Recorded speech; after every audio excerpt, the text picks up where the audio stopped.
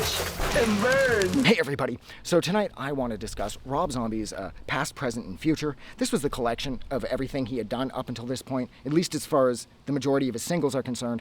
There's a handful of extra songs. This was released back in 2003. Now, I never owned this because up until that point I was purchasing every record, I was staying on top of things, and I think the 3 or 4 songs that were sort of like B-sides and sort of bonus, I didn't love them, so I didn't really care. I love the design of this record, I love the look of it, and I love how it's sort of a throwback to the sort of more... I hear voices. But I just never really felt that these collections were really all that essential, especially for like consistent fans. I'm going to have to pause this for a second because that person who just messaged me wants to know about the glowing thing. So hang on. I'm back.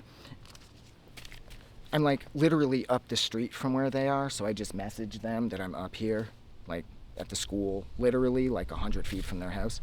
So they might show up, they might not. But yeah, I mean, this collection's cool, but it's not exactly something that I would ever classify as being essential. Like I said, as far as people who are always staying on top of all of his releases up until this point, which I think there'd only been 2, you don't really need this. And I was never really into White Zombie. And if you were into White Zombie, you'd have everything from them too. So these collections, they're not really for people like me. I think it's cool. And I remember this was everywhere. And I remember the artwork for some reason with his little like Frankenstein zombie face.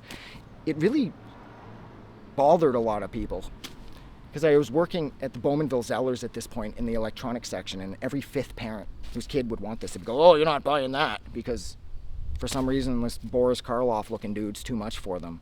Like, really? But yeah, I mean, I just remember how popular this was, and I know how well received this was, but other than the fact that I thought the idea of it was cool and I liked how it folded out and everything, it's just not exactly essential.